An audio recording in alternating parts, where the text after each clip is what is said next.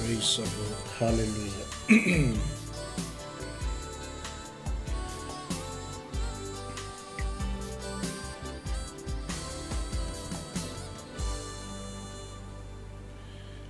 Hallelujah. Amen. Thank you, Jesus. Praise the Lord. E toi o whalofa ma whatalo whātu le ainga o le tō neva ainga o le fiafi. I le swafa manu ma lo tātou li o Yesu Keriso e toi o whalofa. Ma whātu lima tuai le tautua ma launanga Global Kingdom TV channel. I lona ofisa tu tonu I au ki langi nei.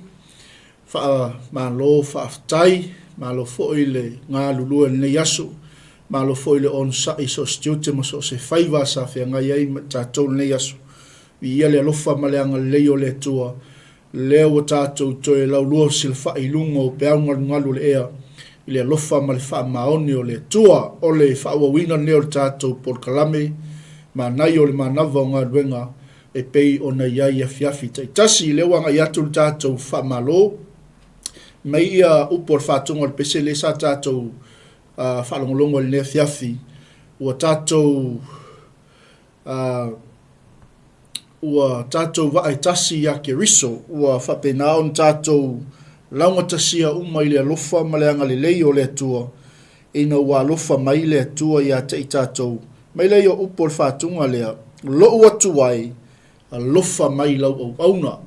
e la tal tonunga fe lava se vaenga o nei atu nuu o loo whapenao na e mai mua mai whafonga mai ai ai mai se fo o se i tūlangi i lau maota ma lau lau alo e tapu i mai ai ma whapenao na whafonga mai i aso taitasi i tautua ma lau nanga Global Kingdom TV lo watu ai alofa mai lau auna mai lau tautama whanau sunga le li la pese ia sive walesi ma tātou whātunga na e moni ma faamaoni upo nei whātunga le lava seiso i tātou e le tangi atu i le atua e alofa mai wa au noa ma le atua e whaia fua lava tātou fuafuanga ma tātou polkalame whaftai le li le o tātou waulia mai fo i nei vaenga o le fiafi i le whawino o tātou polkalame MANAI o le MANAVA o ngā ruenga i le lona aso tolu nei o le masina lon sfulu ma lua o le tātou fōlaunga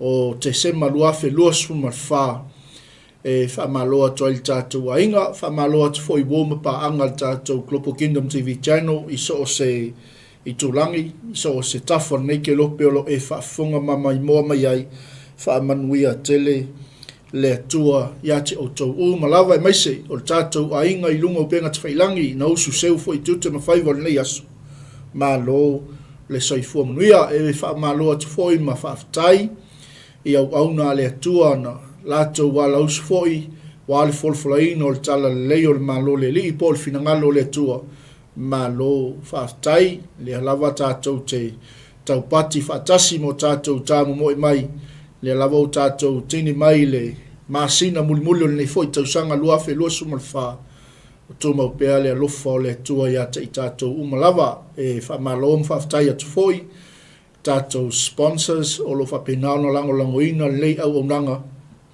whaftai tele lo o tō walo lofa i le atua malona finangalo ina ia au le tala le lei tulu ingo le nilo langi e maise o so stangata Samoa e na te whaafongaina le tala le lei po le finangalo le tua e whamaloa atu fo i nei vaenga o le fiafi i uso au auna i sunga i whiangainga mo lato whatua o tō planga o tamuntaini o le malo le tua o loo mātou olo pito wa al ne foi tu o le misiona a le Global Kingdom TV channel malo whaaftai lau tau ngā luenga whai ma lau tau faiva fola i le aso ma le aso wa lava le sa i linga o nganga mo le malo le tua whaaftai atu ai i au auna tofia le tua whaavnoaina o lau tau taime sa ili le penina e sa ili le auro sa ili se ai mo le tua malon finangalu a wale whaolaina o nganga o tangata mea lea ma lo whaaftai i lau tau ngā luenga whai wa na le sia noa fo i au tau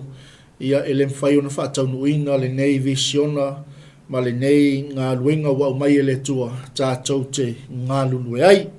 Mai upo le tātou whaatunga le la tātou anga i atoi le lawa tātou te el tātou whaamalo a whaapea lea e te mai mō mai lunga o penga twailangi. Ia se atu tātou live mai sfoi la tau uma lea ua mafuta mai ia o lau komeni o lau whaasoa. Ia tātou te whaasoa whaatasi whi mele tātou MANAI le niwa enga o le fiafi Galue faamaoni lo 𝚖𝚑𝚍. Ia mal tātou tusina e whi mele nei whaatunga o sewa ia ke riso o le tangata fōwia mele ese leo ngā o tātou faamaoni lo tātou 𝚖𝚑𝚍 e whaanofo tupu ai e su i lo loto mlo finangalo iaso o le tātou fōlauma e tusa lava po le a le mea e o mai e le mawhai o na visea Yesu ke riso i o tātou loto mai leo tātou whaatunga lea o sewa ia ke riso o le tangata fōwia.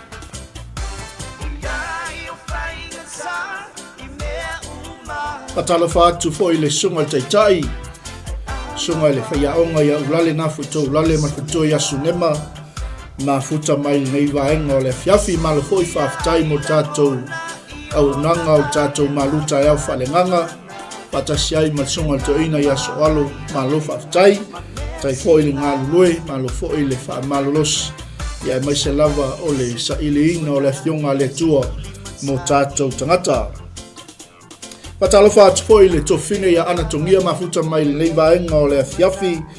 Patalofa atu il malo tele o Amerika, Arizona. Malo se funuia ana. Aftai atu fo ya atu oil tofine o oil fo il tina. Ia le mafuta ino tatu por kalame le aso i taimi uma. Awa le sheina o tatu por kalame di ia le lifa manuia le tua ya atu oil male ainga. Patalofa atu fo il ne afiafi. Ia ile sunga ile lia wao sunga ya hedio vaenga na lo se funuia ya eluso ona male ainga fa manuia le tua le vaenga o le fiafi e foi o misi atu lo swafa le vaenga o le fiafi au te pole ela sila le tua e lo taimi fa vonoina ia wa lava tatou MANAI o MANAVA o GALUEGA mai se o savali mo tatou le fiafi Galue faamaoni lo faiva le ase faiva sa e Galue fo le yaso mai se o se faiva o tofia i oile tua i so se company so se vala wina mai tatou MANAI le vaenga o le fiafi Galue faamaoni i lo faiva patalo fat foi tina le ainga ya Sara se o to lua pele lo loto ma lo fatu ia o le soa li galuega le tua ma lo fo i le onsai nei aso ia i tiute fenga iai o le tina i tono si o tatou ainga ma lo faafetai tatou feloai i le maeʻa ai o tatou polokalame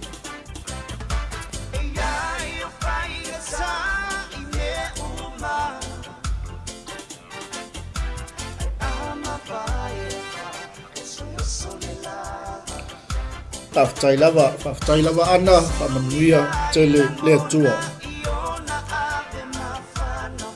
ana ia foʻi taimi nei ao agaʻi atu le tatou faamalo ma le tatou faamanatu masani ia lau tusi ia e suʻe le Roma lona taupumuamua o inā lea agaʻi atu ai le tatou MANAI o le MANAVA o GALUEGA lenei vaega o le afiafi se tausiga faaleagaga mo oe ia ua foʻi se faalumaga o lenei o ngā tutonu le mua nei foi vai aso tatou wanganga atu iai au tatou tamu mo e pea tatou iai le masina lona sfulma lua o tatou folaunga faa manuia tele le atua ioi o sewa yake riso o le tangata fōwia moli mai le sunga i le pese ia sive vai ngawa lesi ia fatunga na e mana o mia lava Iesu ke riso i o tatou wolanga fai ai tatou matangata fou i le li a wao Iesu ke riso ia o ia lea o tatou puluvanga o ia lea na te ufi o tatou solitu la fono ma tatou a mioleanga i lumo sila fanga pa ia alo tatou tapa au sili langi fatalofa atu e foi niso tatou ainga ua le maua atu i le vaai i le nei vaenga o le fiafi i ia le atua se atu tatou polokalame i wo mainga o whanau o e pele ma mamae i ate oi a wale a fionga pa ia le atua o le tatou whatunga mulimuli leo na ngai atu lo leo tatou MANAI o le MANAVA o GALUEGA ua tatou vae tasi iake riso ia e whaamnato atu ai tatou ainga i so o se tafal nei ke lope o lo maua mai lo leo nei vaenga le fiafi tautua nalu saunga le mu tautua nā lo saunga le mo fai malia le fiafi e whapea lewa i atu i lo whali whainga luenga le vaenga le fiafi. Ia leo ina pea i tātou il file mo ke riso. La foi se taua o lo fia ngai le vaenga le fiafi. A lo whangia e le atua. Ia lona mana e whapena ona tātou manu malo i nā ilo i tau mtofonga o tātou au nanga i le li. E whamel tātou whatunga nei ua tātou wa e tasi a ke riso e leo to iais e leni, e leo to iais e iutaia a ua tasi tātou uma, ona o ke riso lo tātou wa lii manu malo.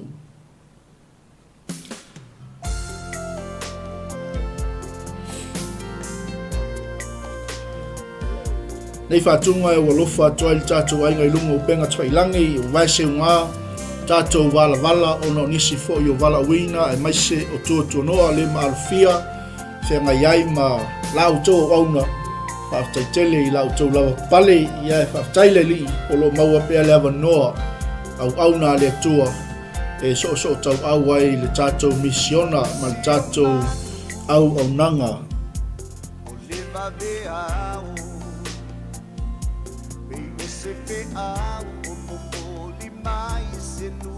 Mamao manatu ifo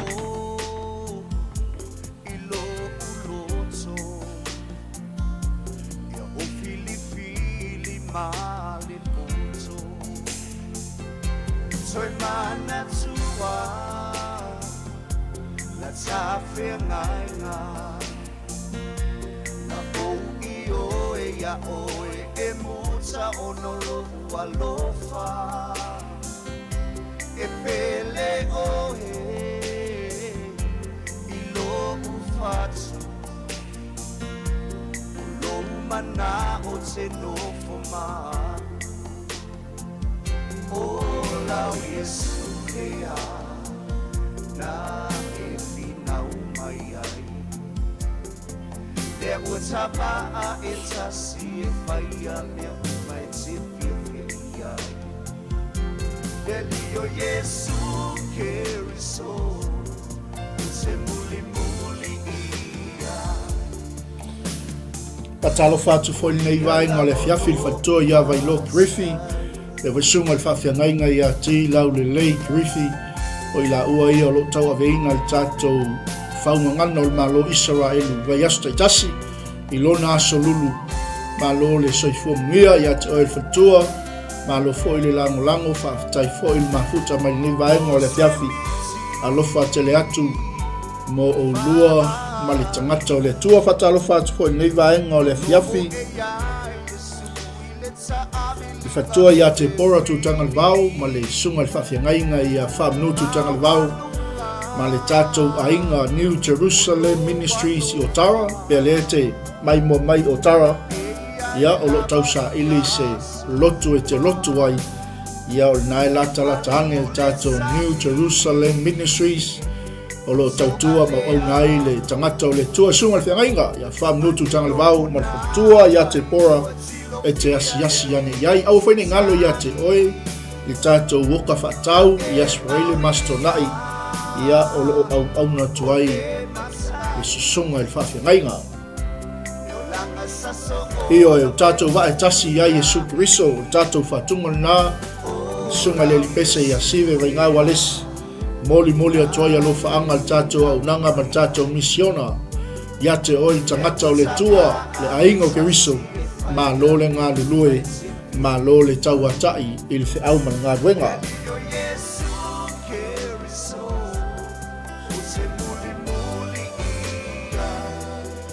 O loo langi lei au ki langi nei ia i le tau sila mai lau whanua au ki langi ia o loo langi matafi ma ki lia le lei tau nei au ki langi e wha malu le sulu mai o le la ai whaftai le lofa ma le anga lei o le tua o loo manuia le tau nei au ki langi e le tau tonunga e wha pena fu inisio i tu langi o loo e wha fonga mai ai vi ia o le tua whatalofa atupo ia atonia kaisia mafuta mai nei vaenga o le fiafi ia o fia lava se mea o lo ke mafuta mai ai wha manuia tele le tua au ni ngalo ia te oe sa mole atu pele Io e o tātou wa ai tasi ia ke riso whea lava se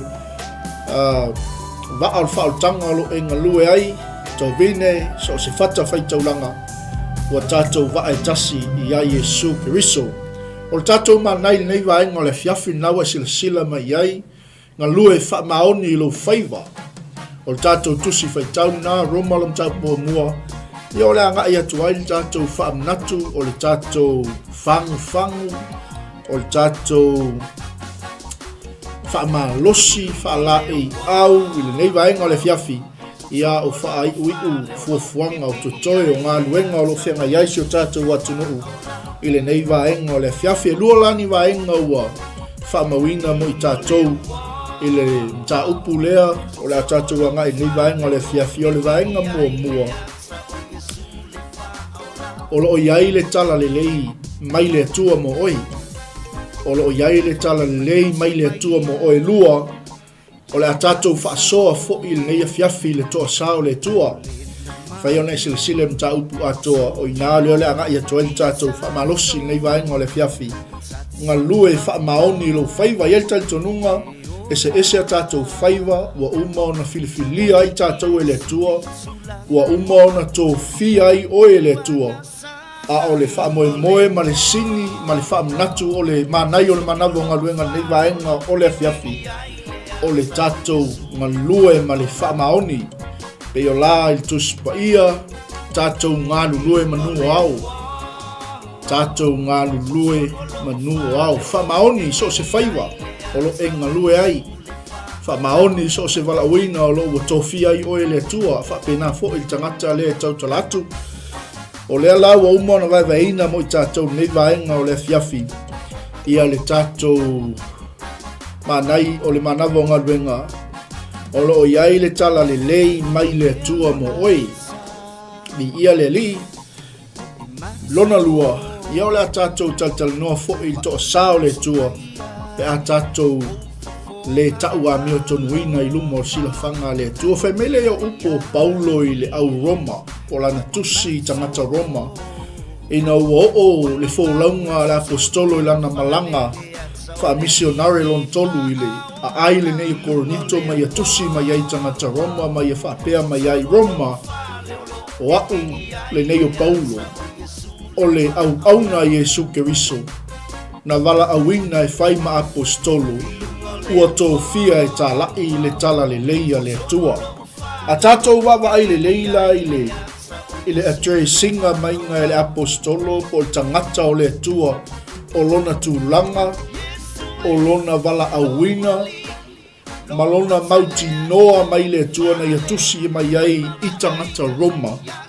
O i o lo au mai ai se tā ua masea o ngā o le tusi e le ngata mo tangata Roma. A o tangata pa ia po le au whaatua tua o lo i te tonu o lau i le ele o Roma. Le ala whai mai le apostolo. Galue faamaoni lo faiva.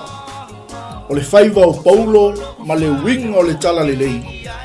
Ai maise o le toa sa o le tua po le malaia o le tua o nu ese ona o le yanga sala. Le ala o tātou iai nei vaenga o le fiafi. Le ala tātou te susu e atu le fionga pa ia le atua. A o lo whapena ona whaailoa mai e le tangata o Paulo. Pei o tātou mau whaamawina nei vaenga o le fiafi. Mai le tala tangata o le atua. O le mea lea o te le maa i le tala le lei. Ia Yesu Keriso. Mai le o Paulo. Roma. Le au pa ia ma le au whatuatua. O au o Paulo.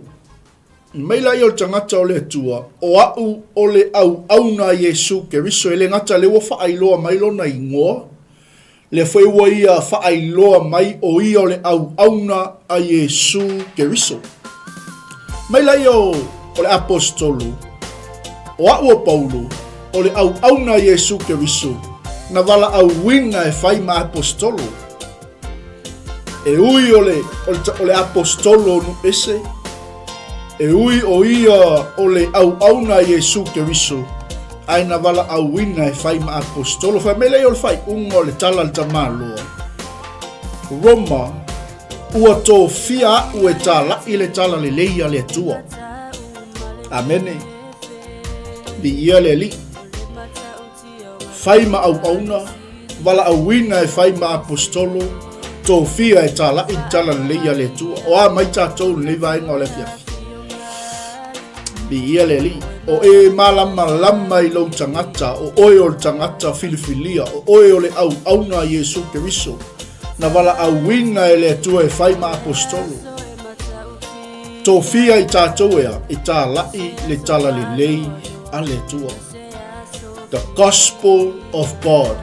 Or the gospel of the kingdom of God. Lea lau whaailo mai el tamaloa. Sa moa lea tunu pele. Peo tātou tufa whaasoa nei vaenga o le fiafi. O lo o iai le tala le lei mai le tua. Mo oi, mo tātou uma. O le alava le tūranga o lo o iai lo tangata. Ma tātou tangata i le soifuanga o lo tātou iai. We have good news from God. Or in other words, God has good news for you and me. Lea lau whaailo mai el tangata o le tua, o ua Paulo, o le au auna Yesu Keriso, na wala au winga e whai ma apostolo, ua tō fia e tālai le tala le lei, a le tua, specifically a whai mai tala tamaloa, ua tō fia e tālai le tala le lei, leanga e tele tala le lei, a whai mai Paulo, ua tō fia e tālai le tala le lei, a le tua, i ia le li. O le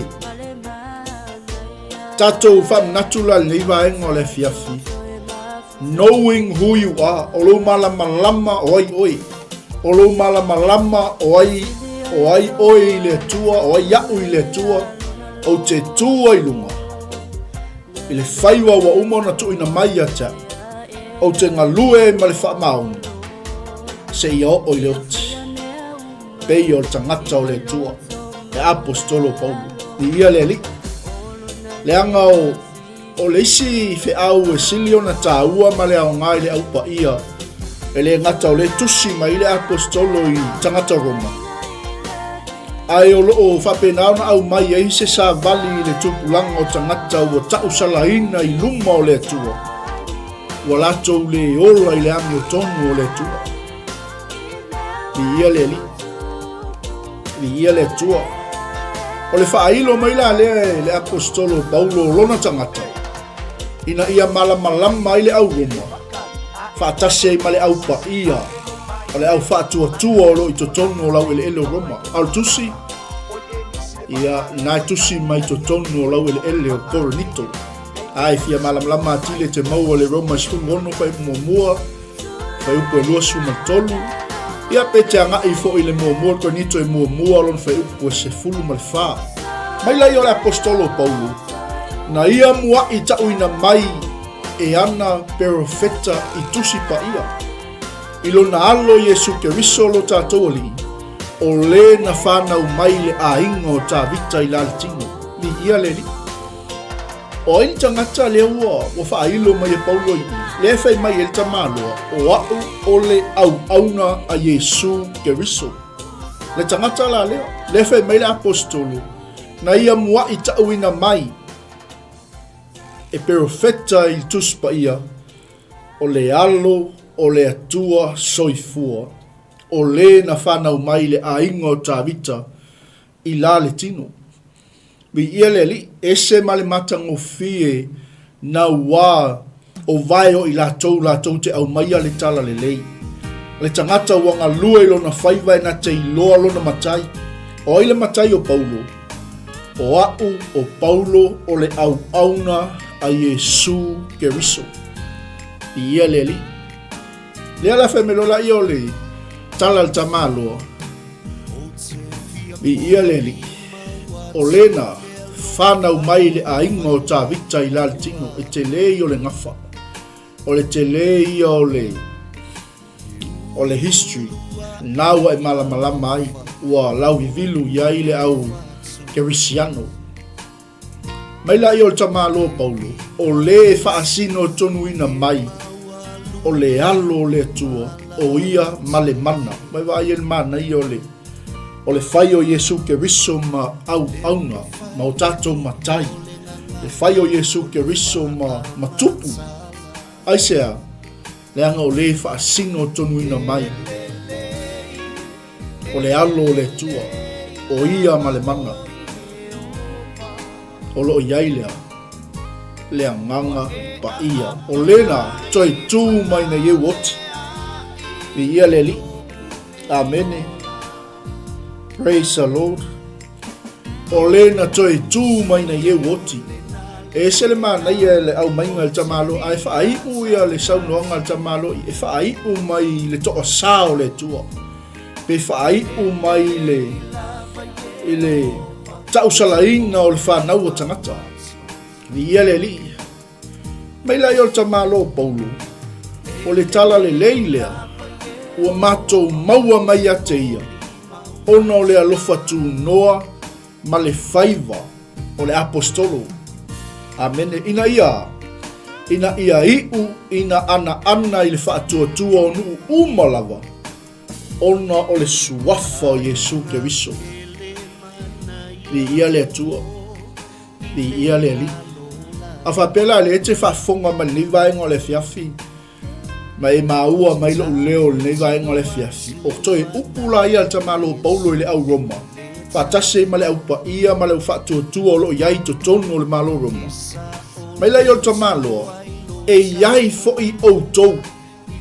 E wele MANAI specifica mo le au Roma ma le au pa ia. Whai mai lai o le tamalo e iai fo i outou o e ua wala au wina e Iesu Keriso. Alleluia. Vi ia le atua.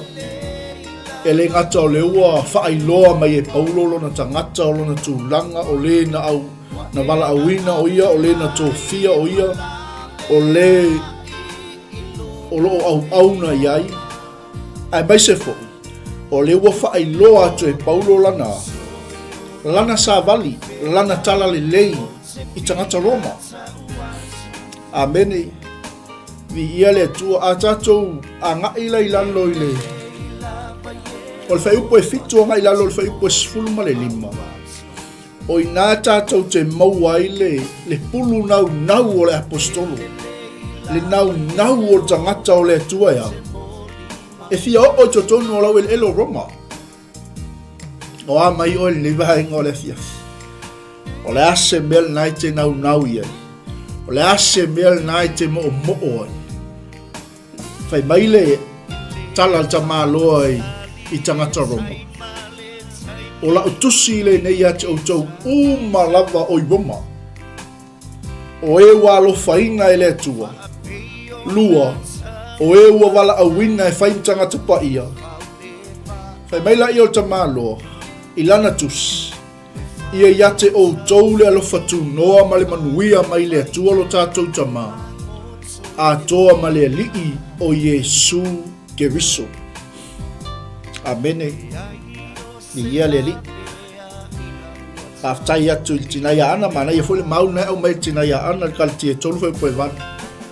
Le ala u fai lo atu il tama lo i tangata.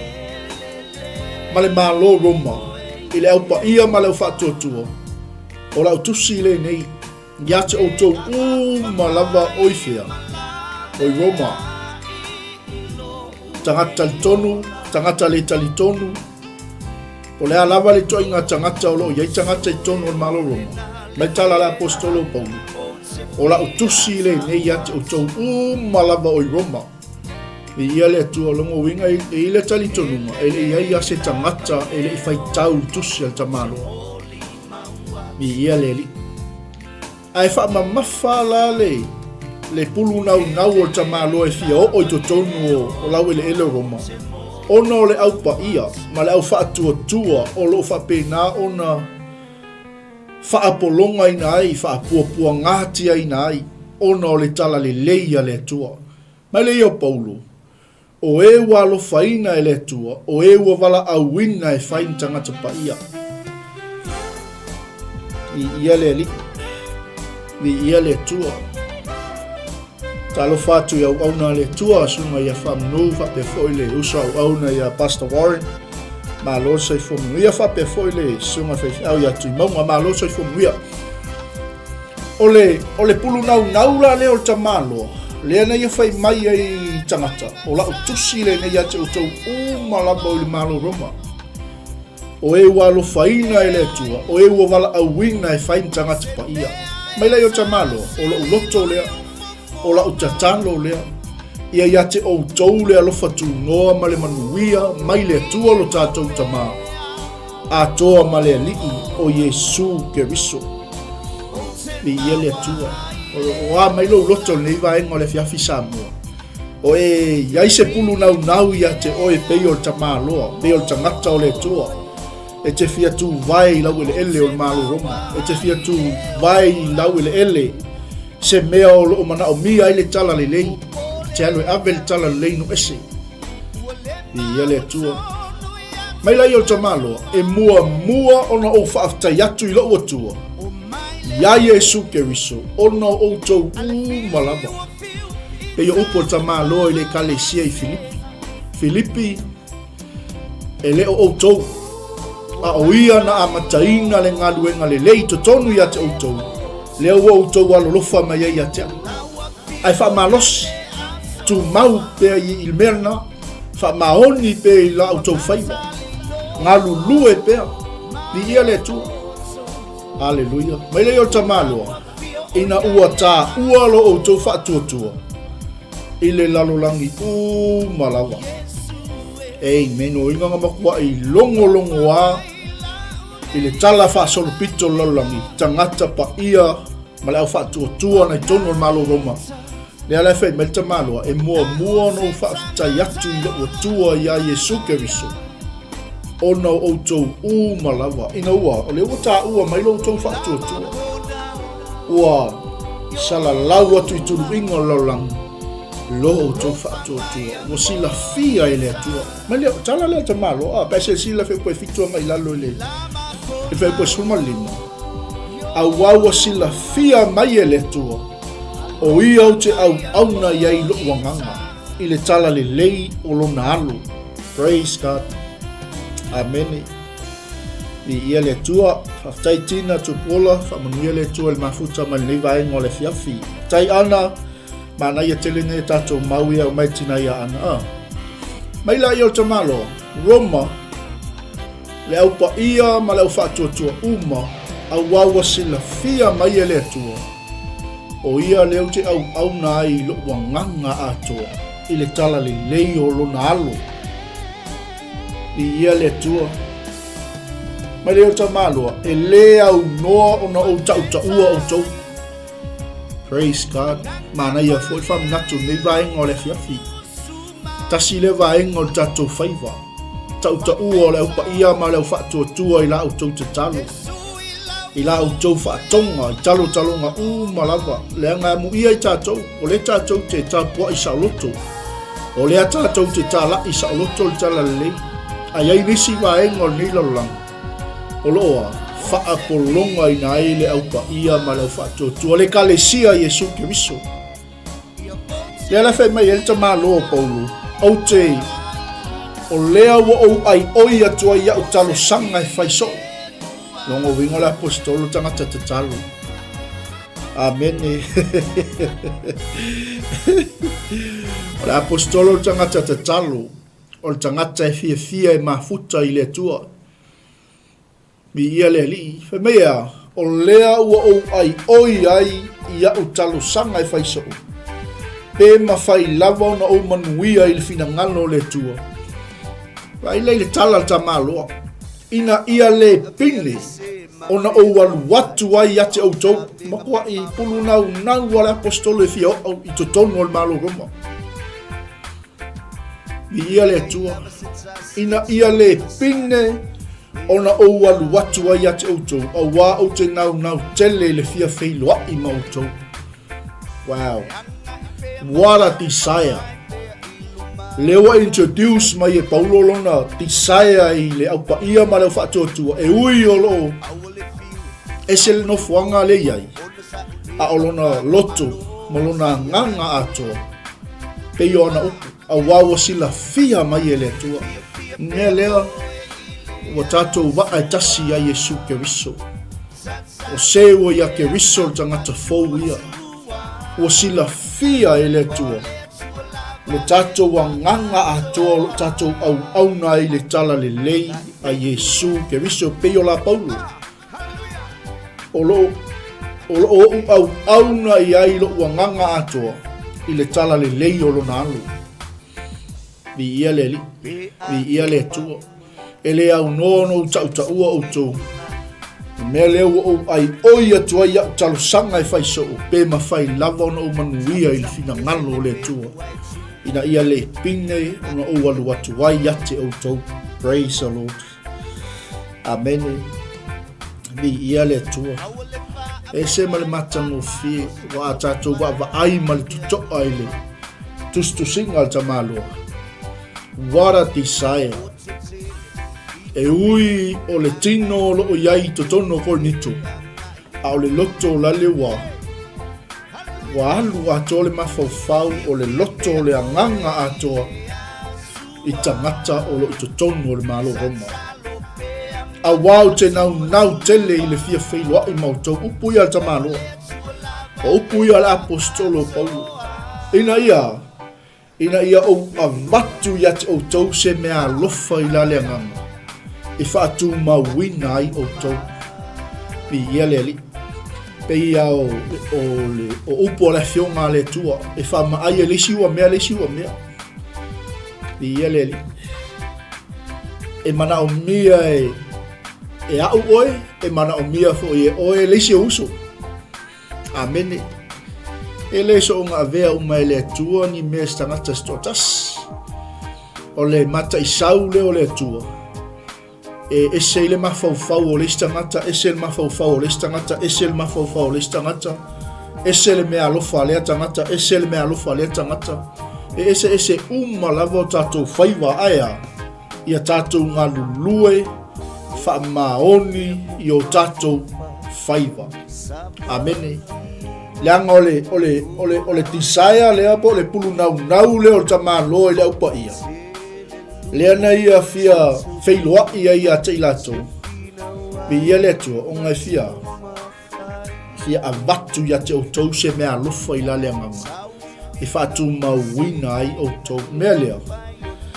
Amene. Bi ia le tua. Mo mea lofa foi en whai tatou ia le fo tatou ia i le masina o le whainga mea lofa. La vato le mea lofa i le stangata mātua i whanau i mātua o le pele i a te oe o lau o lo neighbor o lo e kalesia ai le ngalo i tangata se mea le lei e te whaia i stangata ai whaia se mea le lei se tangata e alu aso sau aso e le ngalo i tangata leana e whaia i se mea le lei a whaolaina seisi lau tala inga i le ngalo i tangata na amene a whaolaina seisi lau mori mau e le ngalo i tangata lea le mea le leina e whaia i a te ia o le winga na tala zamaloa ina ia o avatu i a te outou se mea lofa i la leanganga e whaatu mawina i outou amene vi ia le tua mai lai o Paulo o le winga leo lo pulu nau e fia whailoa i mautou ina ia tātou wha mawhana i lo tātou wha tua o tātou malava amen vi ia le tua talo whatu leo sa au na ia se lau tui maunga ma loso i whomnuia e mana o mia la e lesi tangata tātou te mana o mia le tua a silia tātou te mana o mia le nganga pa ia o le tua o ia le anatea whaamamaina o tātou tangata amene vi ia le tua o le pulu nau la leo ta malo pau e fia o i to tonu o le malo Roma se ia whaia se ngaruenga le lei amene ina ia whaatu mawina i pea le whaatu atua o tangata le tali tonunga o tangata I la lātou matai o Iesu Keriso. Ameni. Pea tātou wawa ai lei le fionga le tua mal tusi al tamalo. Ia le tua. Ameni. E esa la mal mata ngō fia whapele e te mafuta mal tātou au nanga leiwa ngō le fiafi. A o whilana wha asoa au nā le tua ma tātou masos tangata lau. E esa le oa o le tamau a inga. O le fionga le tua. I ia le li. Tate wha alongo atu foi. E le io oila ta su e suen. Ameni. I ia le li. Mai la i o tala ta malo i lantus. Le ausoi. O te loto ina i o tau i loa. Ua tele o manatu te fia luatu ia te o tau. A ua ta fia au. Mo o mai ona pōnei. Amene. Ina ia o maua sina fua ia te o tau. Hallelujah. Praise the Lord. Ele o toteli. Ole fua. Ai so se la au ai ele ole mafala ma le tupu mafala ole la au i loa i le la au. E loa le la au i lona fua. Amene. Mi ia le tua. Mela le fei mai e tala tamalo. Le auso i le tala le lei. Te loto ina i o tau i loa. O le mea leo o manatu ai. O te fia wawe alu watu ia te o tau. Ai pangalea. O lo tau fia ue o mai lava iona pōnei. Ina ia o maua sina fua ia te o tau. Vi ia le tua. Vi ia le li. O le fiafi wai toi siake i o tātou la au po yeini fua aia. Amene, wai le o le umi, e le o le iloa, e le o le anga vaa, o le fua i loa i tātou. Amene, pi ia le tua. Mela ia tala ta maa loa i lana tala i lana tusi. O le mea lea wā. O le mea lea o te nau te le ai. Pi ia le tua. Ai sea. Fai mai tala ta malo, ua ia te au mea eling, a toa manu ese, o e popoto, a toa mai e vale lea.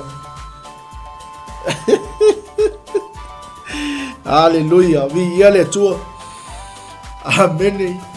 O le mea leo te nau ai, ia o fola le tala le leia te auto, o i to tonu o le malo Roma. Hallelujah. Ia o tātou, tau nuu lole i le maufa mafa le i tātou te iali ni vaenga le fiafi nai le fai upu na ispun ma le ono a ispun ma le fitu fai me leo tala ta malo a wao le me leo te le maa i le tala le lei a wao le me lea o te fola i le tala le lei yate o tau foi o i Roma a wao le mana lava leo le tua e ola i lato uma o e faa tua. Amene. Fai ula i o upo tamalo e mua le iutaia. A toa ma le eleni a wau o faa lia mai le ami o tonu a le tua i le au faa tua. Amene. I le au pa ia. Ina ia faa tua e pei ona tu sia. E ola le tangata ami o tonu i le faa tua.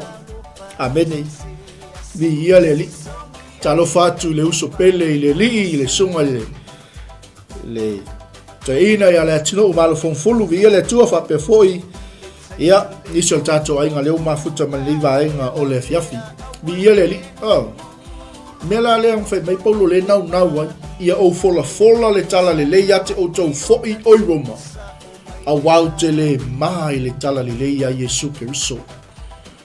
Wao le mana lava leo le tua e ola i lato uma o e faa tua o e tali tonu vi ia le li mai la yol tamalo e mua le yutaia a tō ma le lini le anga le ua faa lia mai le amio tonu le tua i tanga ia te autou le au pa ia ngai Roma ina ia autou faa tua i pea vi ia le tua peion tusia e ola al tangata amio tonu i le faa tua.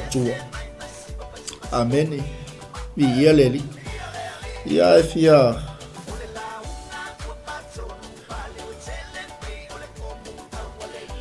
nau tele i le fionga le tu ia o fai upo suma le valuanga i le tolu suma lua ia o nau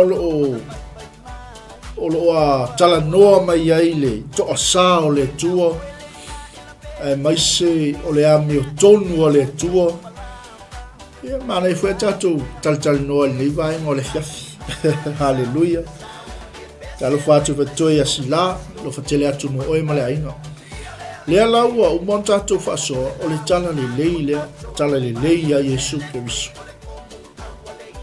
lea na pulu nau ai tama loa e fio tonu o lau ele Roma. Amene.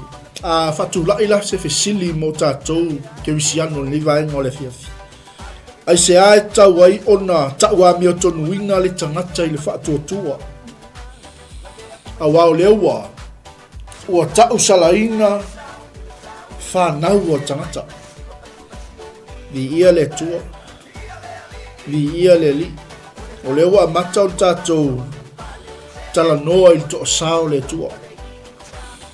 Ia pe inisi foi upu. E whaalau tele elfi sili mo tatou umalawa ni vaenga o le fiafi. Ai se aua no fosala ai le whanau o tangata i luma o le tua. Amen. I ia le li. Ai manai ana e manino o le fionga le tua. Mai le il tala le tamalo.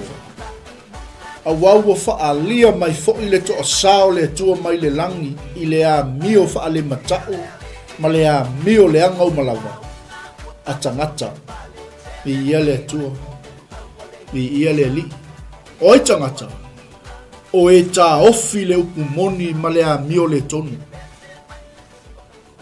ese le manino ese ma le manino le fionga le tua o le wa mata on tātou whaaso il to sao le li. Mi ia le li. Le anga leo wa. E mana o mia le taua mi o tonu wina o tangata. I lungo o ta upo o whaatua tua. Le anga leo wa tau salaina. O leo wa no fosala whanau o tangata i lungo o le tua. Mi ia le li. Mi ia le tua. Mai le o tala tamalo. Whaalia mai fo il to sao le tua mai le langa. I le a mio whaale mata, ma le a mio leanga o malawa tangata. O aila tangata i whaasi ele o tangata uma. Langa i tangata lai faamaoni o la tau faiva. Peio le apostolo Paulo. E peio le upa ia ma le u whaatua tua. Ai eila maisi po inga kangaka fo ia le ala fai mai lo tala tamalo. O e tā ofi le upumoni, ma le a mio le tonu. Lono winga a fai leo te ta ofi le upumoni a le atua. Ai o te le ola i le ami o tonu a le atua. O a tonu lava le tala noa mai i le fionga a le atua. I le toa sao le atua. I le tangata e a mio whaale mata. Ma le tangata a mio le anga. I ia le li. I ia le atua. Hallelujah. Amu ia oi.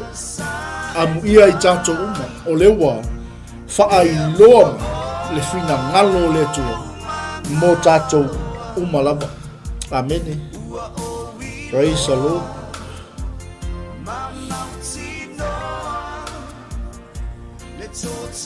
Ia le.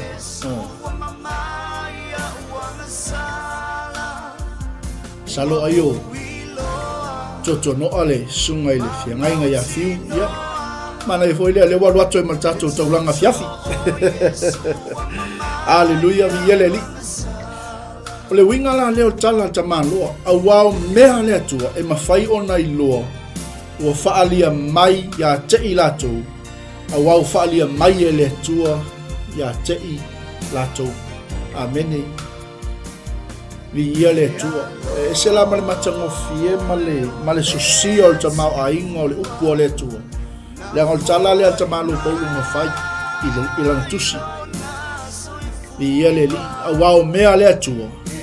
E le va aia talu o na faia o le lalolangi. Vi ia le atua. O le mata i sau nao le atua. Amen. Aleluia.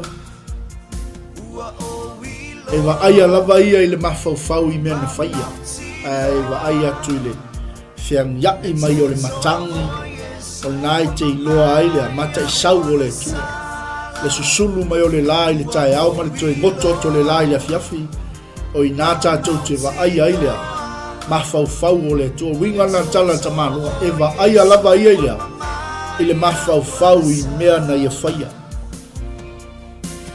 e fe mai la le fai'uga tala tamaloa i tagata Roma a o lona mana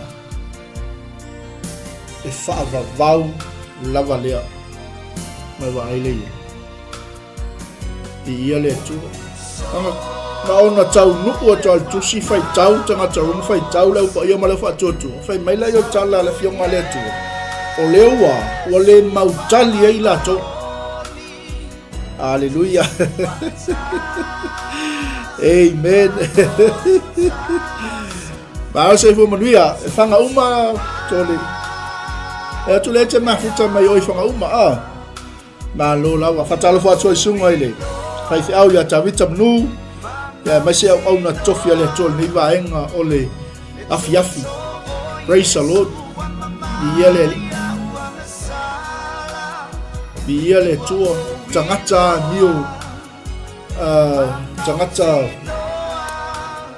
mio faale mata tangata mio leanga malama tangata ya le fai mai tala le apostolo Paulo awa fo ina i loa i la tau e le atua a ua le vivi ma whaafetai atu ya te ia tusa i le atua amene ai petai ua whaavale le aina i la tau lo la tau ma salo salonga ua whaapouliulingia fo i o la tau loto valea ua valea i la tau amene o le si upunga ia i ngā tamalofa mea aoa whaafia popoto lava i la tau o la tau fesui ya i lea le mamalu o le atua soifua male whaatangata o le tino o le tangata i uvali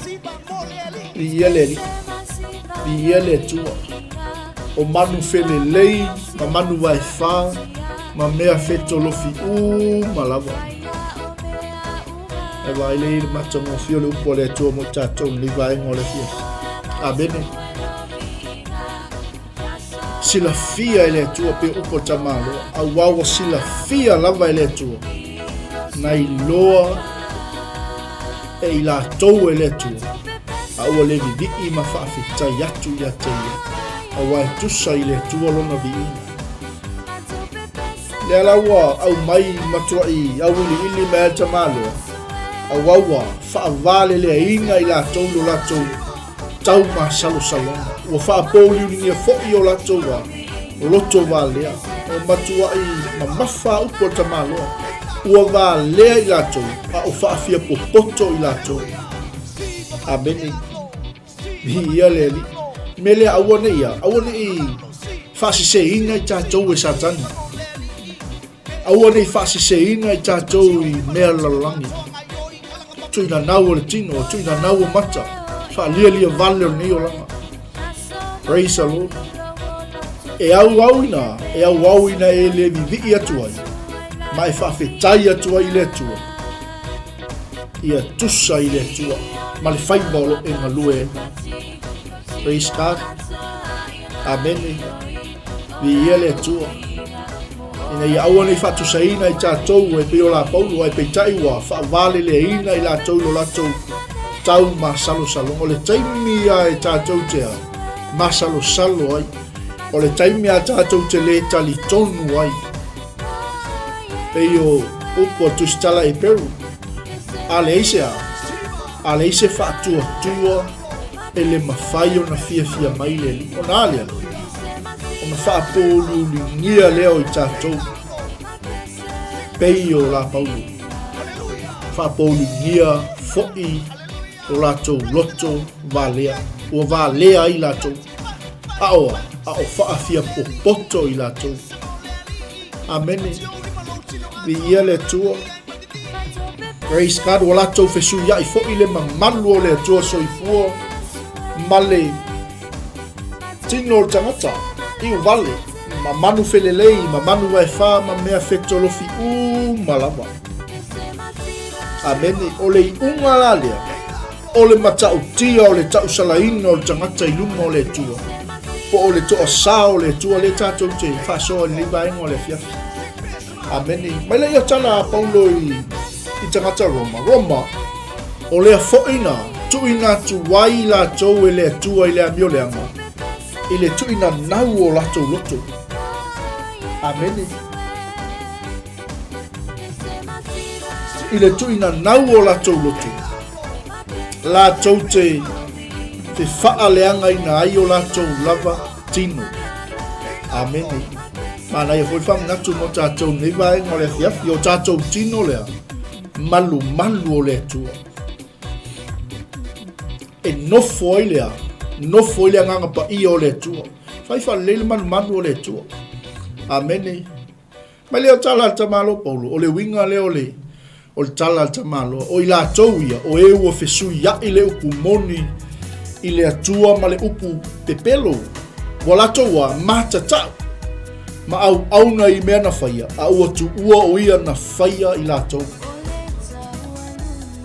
Amene. O ilea. O le atua. O ia o le vi ia e whaavavau. Praise the Lord. Hallelujah. O le unga la lea. Ma le matau tia o le tau salaina o tangata iluma o le tua. Ai sila ia i le fionga le tua ngai e a mata le whai upuna e losu wono i tala tamalofa e mai ameni. Pewai a mata le ameni. I ia le tua. Ma leo tala Paulo, ameni. O le mele na tu ina tuwai la tau e le tua i mana na o e maasi yasi ai. Hallelujah. Amen. Au mai lola ya specifically ale wa mai e tamalo. Nanga le tatou te lungo tau po to sao le tua. Mai la yo Paulo. Au wao la tau fa fine foi. Wa la tau fe su ya ile le tu e tatau ma le tu e le tatau. Amen. Fa pe foi tani le fo mai e Paulo le tu pa o li. Bi ia le li fa mai la yo o Paulo. O tu ua fo i lato le tuea e tatau i le whawhine. Praise the Lord. Ina ua mulo lato whe mana na oai. O le upuna na tono o le whiong pa ia le tua. No wingo lea. O le tuina nau. Mi ia le li. Hallelujah. O lato whaia mea e masiasi ai. Hallelujah. Wala tau tuina nau whaletino. Ni ele li. Ai sisi upu sa moa e tau ia. Tu umailunga tatou comment section. Ai wala tau wala tau tu ua le tua tatau. Wala tau whe mana na oai. Ni ele li. Praise the Lord. Ole mana ia la le whai unga le tala le apostolo i lana tusi. Ta tatou sila le au nei ngalo ia te o le lava ta lo o mo tatou anga i le tala le lei o le fina ngalo le tua mo e ma o me tatou ale ala tatou fa so ile le to sao le tua ma le mata o tio le unga o tangata o tau salaina i lumo le tua le tangata fa le mata le tangata mio leanga le tangata ile vivi ma fa aftai le tangata ua whaavale lea ina i latou, ua whaapoulu ni ngia o latou loto valea. Ni ia lea tua. Lea la whai me lola ia tala tamalo Paulo. Amene. Roma, amene. O le mea lea na tui nā tuwai latou e lea tua i mana na o e masiasi ai. Praise the Lord. A wao latou, lea la ua mai loa, a wao latou whawhine foi. O latou whesui ia i le tu e tatau ma le tu e le tatau. Whape nā foi tani. Ua tu ua i la tau le tu e tatau. I le whawhine. Ina ua mūlo la tau whe mana na oa. O tane ua. Ki whai ia i la tau i mea e masiasi ai. Bi ia le atua. Ua tau ia fo i la tau i o la tau lava. Tino e tusa ma lo la tau sesei. Praise the Lord. Amen. E mantua le sa abatu fisili mo tātou le vai ngole fia. ai se ai te tau wai ona taua mi o tonu ina le tangata i le whaatua.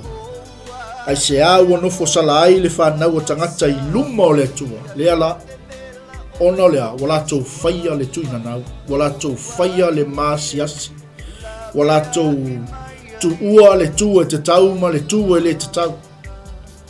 Amene, le tu pao a fine, le tu pao tane. Ma le o tala ta malo, a wawa lato loto, a wawa lato le loto fo'i e ta ofi, i le mata upu a le atua. Whaftai lava ana, le tiko su walu fai pue lua a. Awa ngai atu pia tato mana, ia waina i mauna au mai lunga tato ainga. E te wawa ai, sosoani fo'i ate oi. Ma leo tala le apostolo Paulo, ua lato le loto fo'i e ta ofi ta upu i le atua. O leo atu ina atu ai la tau e le atua i le loto leanga, la tau te whai ai mea e le tusa ma le fina ngalo le atua. Amene. O ame e le tusa ma le fina ngalo le atua. Mea malava, au fia e le whai taanga o le a... Ngai lisi mai ai na, Aleluia, e sila i lalo le whai upu e. Whai upu na e luas fuma le iwa ngai lalo. Nala le au mai ai. Tangata wala tau. Tu ina atu. O la tau loto le anga. La tau te whai ai mea e le tusa o le fina ngalo le tua. Aua te whai ase mea le tusa ma le fina ngalo le tua. Na le wingo le natala. Ia. E le toe nā malaina. E le toe nau i nā le whautanga ma le tō whā pa ia, le tō whā wha le atua, le whautanga lo loto. Ea, tātou te le whai ai mea, e le tusa ma le whina ngalo le atua. Langa lea whai mei ia tamalo pūli. O loo watu tumu i la tau ia mio leanga, malava, saulo ma le lisi, oka o kaise lisi.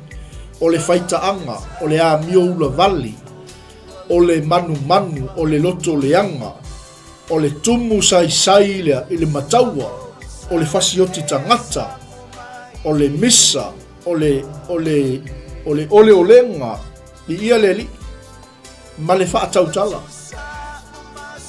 Ma le io tala tamalo Paulo, o tua pua i latou, o e whai tala leanga, o e ino i le atua, o e whaasia a toa ma e whaasaua, o e whaasili, o e fia whai tonga fiti i mea leanga malava, o e le ana i mātua, o e vai e mata utia o le isi a. Pētele o awa i o mātua talavau, a le ua mai whaamnatua le atua mo tātou mea fiafi. Aleluia.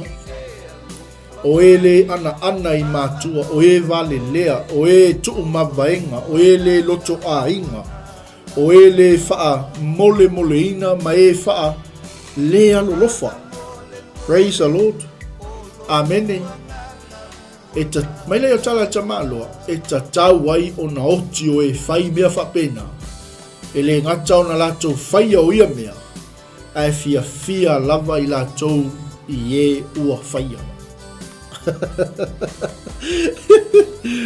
Amen. Ele aise me ele faina alo i tātou le ato la a le fai mai tala tamaloa. Amen. Ele ngata o na latou whai o ia mea, a e fia lava i latou i e ua whaia. La le wingo le natala. A tonu e te le o whaia. A le te fia i tangata o lo whaia lea. O lo whaia le wha le alofa. O lo whaia le wha tautala. O lo whaia le loto a inga. Amene. O e le ana i mātua. O e wha maua lunga. O e whaitonga fiti mea leanga. O e wha sia. Ele wingo natala. O e fia mata mua. O e wha saua. O e ino i le atua. O e whai tala leanga. O e whai tala pepelu. Pewa i ele tele.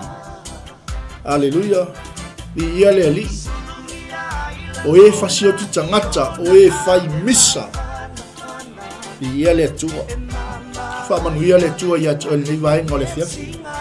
O le tatou MANAI na o le MANAVA o GALUEGA. Whamanu ia tele le atua, le mafuta mai, mai sfoi ia o le whaafungaina o le fionga le tua mo tātou nei vaenga o le fiafi o le tala le leina o le finangalo le tua mo o me tala Paulo o le mele o te le mai le tala le lei ya Yesu ke wiso. Aleluia.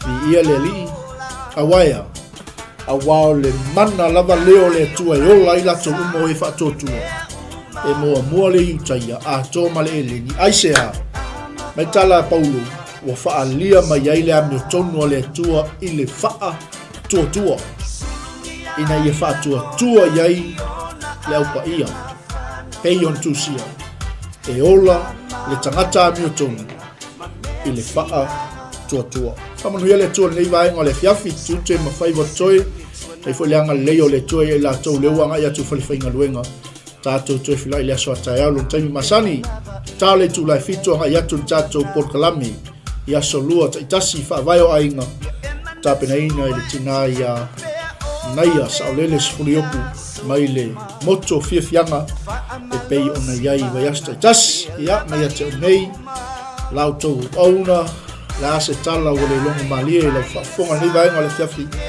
ia e matua atu la weinale au nanga Global Kingdom TV e iai le anga le leio le tua ia te oe malu ainga whaamanuia tele le tua ona o Yesu amene amene amene.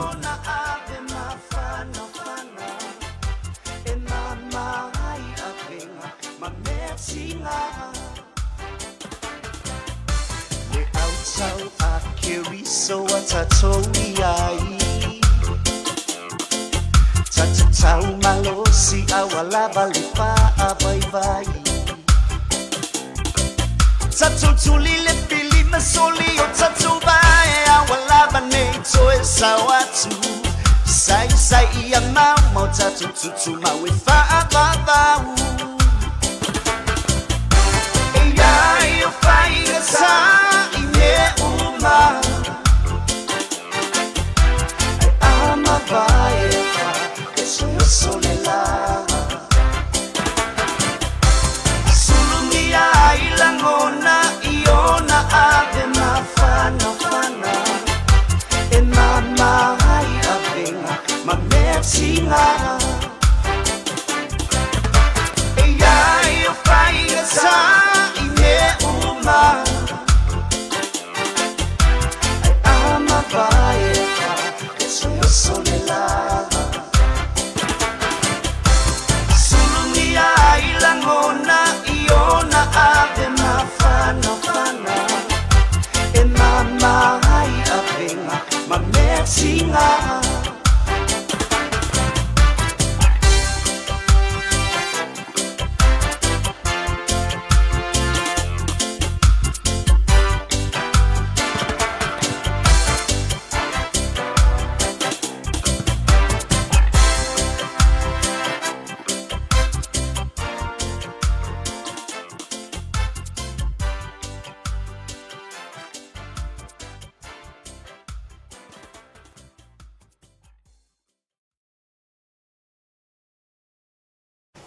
Hey sis, where are you going?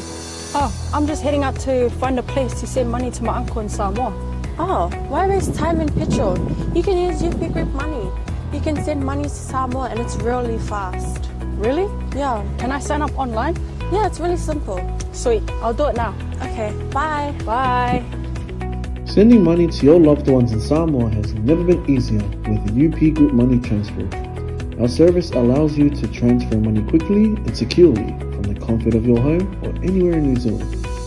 Your family and friends can conveniently pick up the money from over 40 villages across the Polo and 𝚟𝚑𝚍. No matter where they are, we've got you covered. Our user-friendly online platform makes sending money a breeze. Just visit www.upgroupmoney.com. Sign up and start sending money in minutes. We're here to help. If you have any questions or need assistance with signing up or sending money, please don't hesitate to contact our friendly support team at 09558 2896 or 0800 877 328, or visit us in the office at 6/22 Station Road, Otahuhu, Auckland 1062. Experience the ease and reliability of UP Group Money Transfer today. Your family and friends in Samoa are just a few clicks away from receiving your support. Visit www.upgroupmoney.com now to get started.